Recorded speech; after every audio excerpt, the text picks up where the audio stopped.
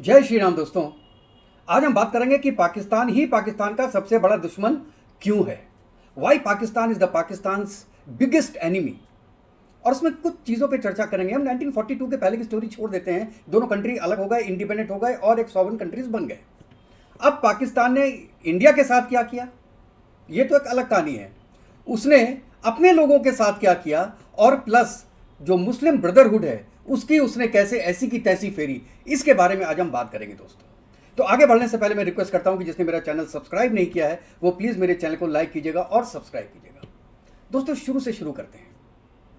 1947 को दो देश अलग हुए और जो कश्मीर के राजा थे, राजा हरि सिंह, उन्होंने अपना एक इंस्ट्रूमेंट ऑफ एसेशन साइन किया इंडिया के साथ। और वो भी इसलिए किया क्योंकि पहले उन्होंने स्टैंड स्टिल एक एग्रीमेंट किया था इंडिया और पाकिस्तान के साथ कि पूरा जम्मू एंड कश्मीर इंडिपेंडेंट रहेगा, किसी के साथ नहीं रहेगा। लेकिन जब 1947-48 में ट्रिबल का जो इन्वेजन हुआ इंडिया में, जिसे ऑपरेशन गुलमर्ग भी बोलते हैं, तब ये जो है वो आपका लेटर ऑफ इंसेशन जो है वो साइन किया हरि सिंह ने इंडिया के साथ। तो मतलब ये हुआ कि इंडिया के साथ उसका विलय हो गया।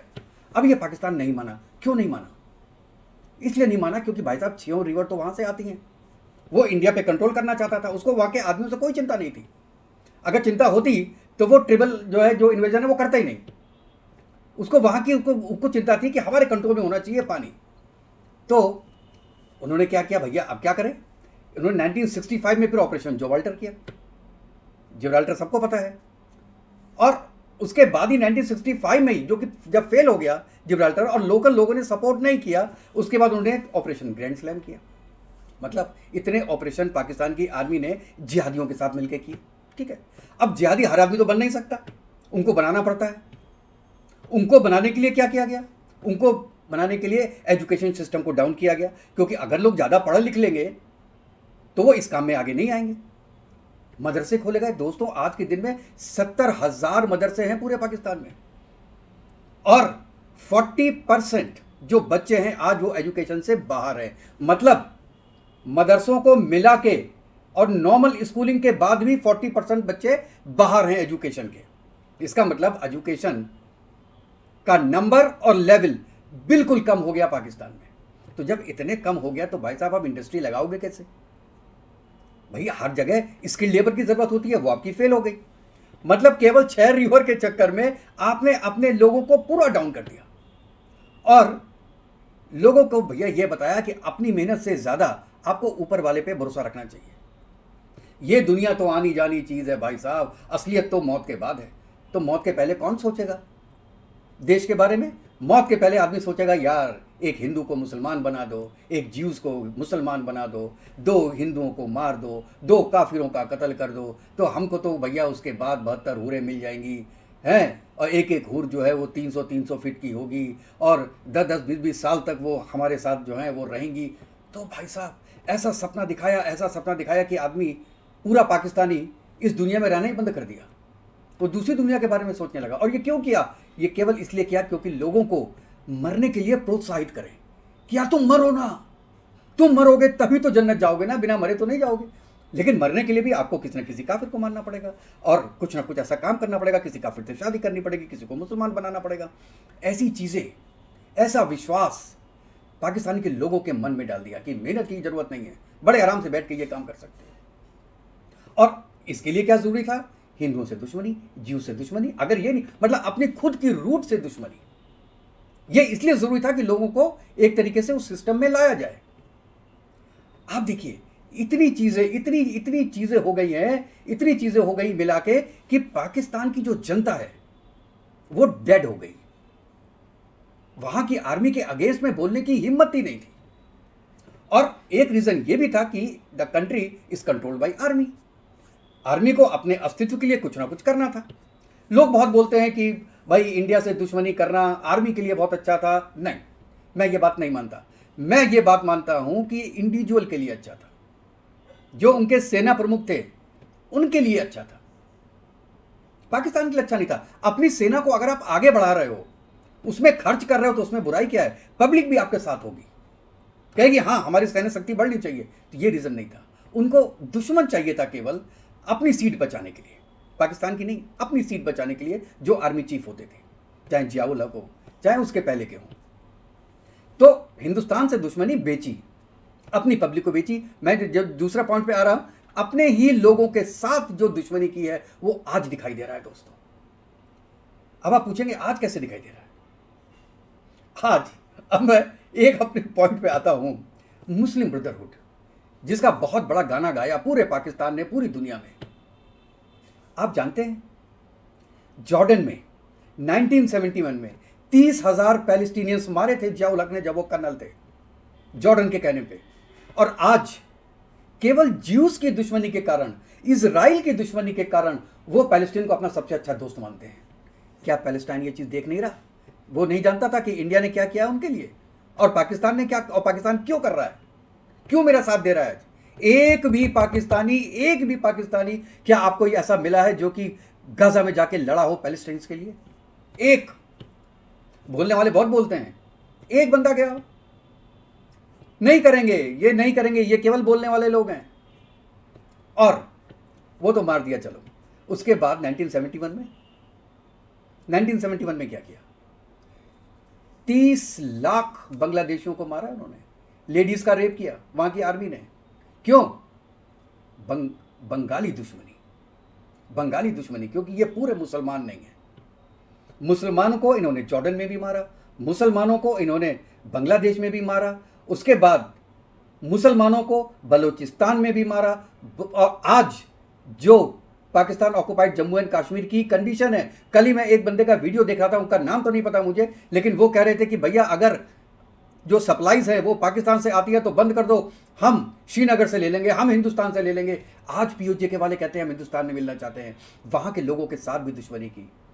बलूचिस्तान, आपने महरंग बलोच का नाम सुना होगा, कि जो एक पीसफुल धरने पे बैठी थी, उनको पकड़ के जेल में बंद किया तो क्या, और 1.5 साल के बाद उनको कह दिया कि ये उम्र कैद की सजा है उनको। पूरी दुनिया लालच भेज रही है, लेकिन उनको चिंता नहीं है, अपने लोगों के साथ कर रहे हैं। अब आप ये सोचिए कि क्या बलूचिस्तान के लोग कभी पाकिस्तान के लोग से प्यार कर सकते हैं? दोनों मुसलमान हैं।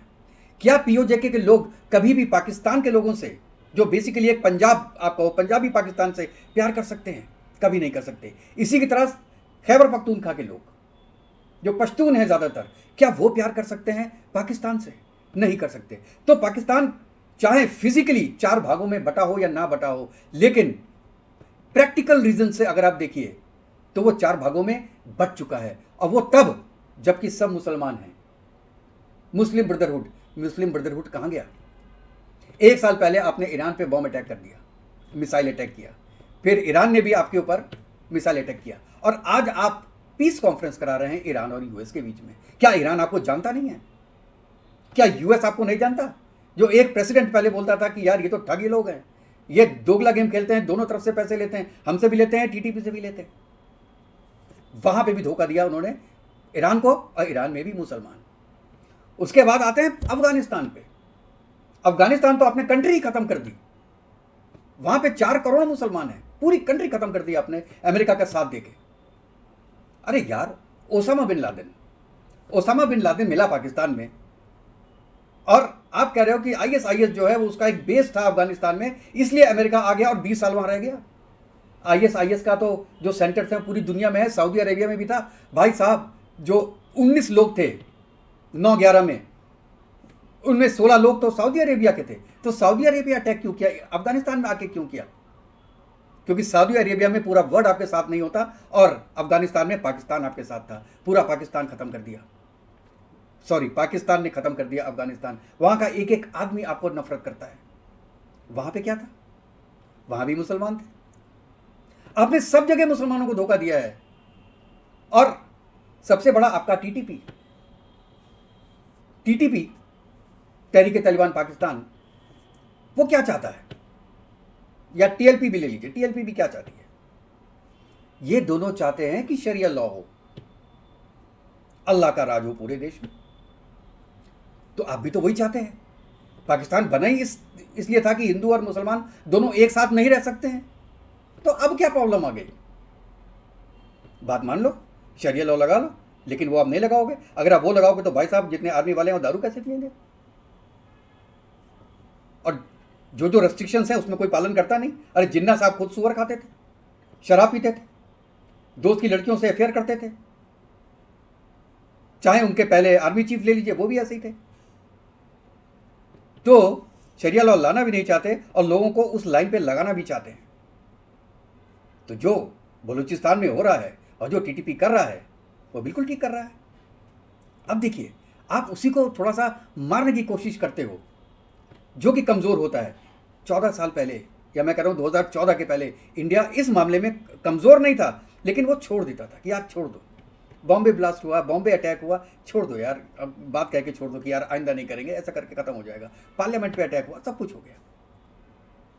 अब क्यों नहीं कर रहे? हाँ, एक दो केसेस हुए हैं, लेकिन उसके बाद नहीं हुए। क्यों नहीं हुए? इसलिए कि आपको डर था इंडियन गवर्नमेंट का कि हमने कुछ किया तो भैया ये अटैक कर देगा। ऑपरेशन सिंदूर 1 तो हो चुका है, 2 और 3 भी कर देगा। लेकिन आपने पिछले 2 महीनों में 4 बार अफगानिस्तान पे बॉम्ब अटैक कर दिया, और जो परसों हुआ है उसमें तो 36 लोगों की डेथ हुई है, कहते हैं 160 से ज़्यादा बच्चे घायल हैं। क्यों? क्योंकि अफगानिस्तान के पास नेवी नहीं है, अफगानिस्तान के पास एयरफोर्स नहीं है। इसलिए आप हिम्मत कर सकते हैं उनके साथ। कहाँ गया आपका मुस्लिम ब्रदरहुड? बाकी तो चीज़ छोड़ दीजिए, वो भी तो मुसलमान कर रहे हैं।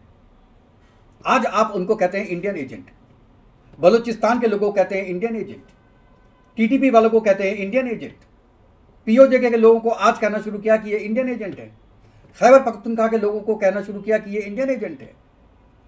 अरे वो भी तो मुसलमान हैं, वो मुसलमान हैं, वो आज इंडिया के साथ क्यों देख रहे हैं इंडिया से? इसलिए क्योंकि उनको हिंदू बनना है ना, इसलिए नहीं, क्योंकि वो आपसे तंग आ गए हैं, आपकी पॉलिसी से तंग आ गए हैं, और उनको लग रहा है कि जो इंडिया में जेएनके के साथ जो इंडिया कर रही है वो कहीं ज़्यादा अच्छा है जो आप अपनी जेएनके में बोल रहे हैं। और दोस्तों एक बात बताऊं कि जम्मू एंड कश्मीर आपको चाहिए था तो पहले अपना जो जेएनके है, पीओजे के, वो तो ठीक कर देते।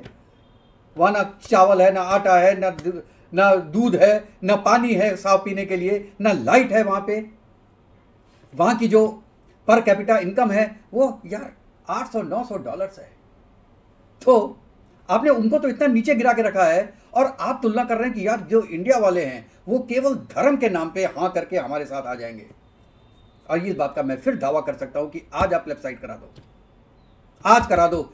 दोनों कश्मीर के लोग या तो इंडिपेंडेंट राज्य की बात करेंगे, और अगर उनके पास ऑप्शंस केवल इंडिया और पाकिस्तान है, जो कि यूएन सिक्योरिटी जनरल का जो अधिनियम है उसके हिसाब से यही है कि आप या तो इंडिया के साथ जाएंगे या पाकिस्तान के साथ जाएंगे, तो लिखवा के ले लो दोस्तों, वो सब इंडिया के साथ जाना चाहेंगे अगर उनके पास 2 ऑप्शन है। तो तीसरा ऑप्शन अगर इंडिपेंडेंट कंट्री बनने के लिए कभी आ जाता है तो of course they will choose that. तो मैं क्यों कह रहा था शुरू में कि पाकिस्तान का सबसे बड़ा दुश्मन इसीलिए है। अगर 1947 में, मैं ये लास्ट बात बोल रहा हूं, अगर 1947 में वो ये सोचते कि 2 कंट्री बन गई है यार, और इंडस वैली का वो जो समझौता भी हो गया है, इंडस वाटर ट्रीटी भी हो चुकी है, हमारे पास जो पानी आ रहा है वो 80% पानी हमारे पास आ रहा है, सब कुछ ठीक है, ऐसे ही चलेगा, दोस्ती कर लो। उससे क्या होता? आपके जो लोग हैं उनको मदरसों में जाने की जरूरत नहीं बनती, वो जिहाद में नहीं लगे होते, वो बंदूक लेके नहीं निकले होते, क्योंकि जो भी बंदूक लेके निकलता है ना दोस्तों, वो दुश्मनों को तो मारता ही है, लेकिन अगर दुश्मन नहीं है और उनका कोई अपना भी दुश्मन होता है तो अंदर भी मारता है, जो टीएलपी कर रही है।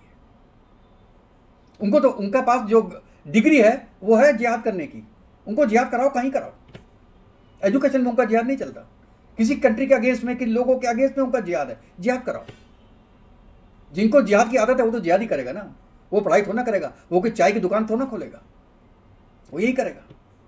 वो नहीं होता तो एजुकेशन होती तो इंडिया की जितने भी आईआईटीज हैं, आईएम्स हैं, वो वहाँ पे खुल जाते। एक बार दोस्तों सोच के देखिए, फ्री ट्रेड एग्रीमेंट होता, इंडिया ने तो एमएफएन का ओहदा भी दिया हुआ था पाकिस्तान को, पाकिस्तान ने नहीं दिया, फ्री ट्रेड एग्रीमेंट होता, यहाँ से सामान वहाँ जाता, वहाँ से सामान इंडिया आता। इन दोनों कंट्रीज़ को शायद उसके बाद किसी तीसरी कंट्री की बहुत कम ज़रूरत पड़ती, लेकिन कम पड़ती, ट्रेड हो जाता। कल्चरली दोनों लगभग सेम है, वो होता। हिंदुस्तान में भी मुसलमान है, वहाँ भी मुसलमान है। आपने हिंदुस्तान से दुश्मनी करके ये सब चीज़ खो दी, और जो सबसे बड़ी चीज़ खोई है वो चीज़ खोई है कि हिंदुस्तान के हिंदुओं का हिंदुस्तान के मुसलमानों पे से विश्वास उठ गया। आप पाकिस्तान में बैठ के हमेशा बोलते रहते हैं कि जब वॉर होगी तो 16 करोड़ जो है वो बांग्लादेश के मुसलमान, 25 करोड़ पाकिस्तान के मुसलमान और 20 करोड़ हिंदुस्तान के मुसलमान सब एक हो जाएंगे।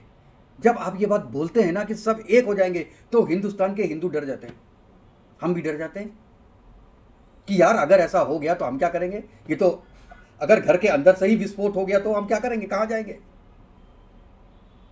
ये हमको और संकुचित बना देती है मुसलमानों के साथ, जो हिंदुस्तान के मुसलमान के साथ हैं। और उनमें से 90% मुसलमान ऐसे हैं जो हिंदुस्तान के साथ हैं, जो हिंदुस्तान को अपना देश मानते हैं, वो भी 10% में आ जाते हैं। लोग ज़्यादातर जो हिंदू कंपनीज होती हैं वो थोड़ा रेस्ट्रिक्ट करती हैं कि यार मुसलमान को थोड़ा कम से कम जॉब दो, पता नहीं यार क्या हो जाए, कल को किसी आतंकी घटना में फंस जाए तो हमारी तो कंपनी बंद हो जाएगी। घर में मुलाजिम नहीं लगाते लोग। कारपेंटर होता है तो घर में कोशिश करते हैं कि यार हिंदू हो तो ज़्यादा अच्छा है, 2 पैसे ज़्यादा ले ले। कार रिपेयर कराएंगे तो यार किसी हिंदू से करा लो, मुसलमान से कराओगे तो पता नहीं क्या होगा यार। किसी मुसलमान से तुमने दोस्ती कर ली ज़्यादा तो पता नहीं यार इसकी फैमिली में कोई ऐसा बंदा निकल जाए जो कि पाकिस्तान के साथ मिला हो, मेरे पास तो पुलिस भी नहीं है, मैं तो किसी को जानता नहीं हूँ यार, मैं तो जेल चला जाऊँगा। आदमी बचना शुरू करता है। और इसीलिए मैं कहता हूँ पाकिस्तान ने सबसे ज़्यादा दुश्मनी मुसलमानों से ही की है। इसे कहते, इसे नहीं कहते कि ये मुस्लिम ब्रदरहुड है।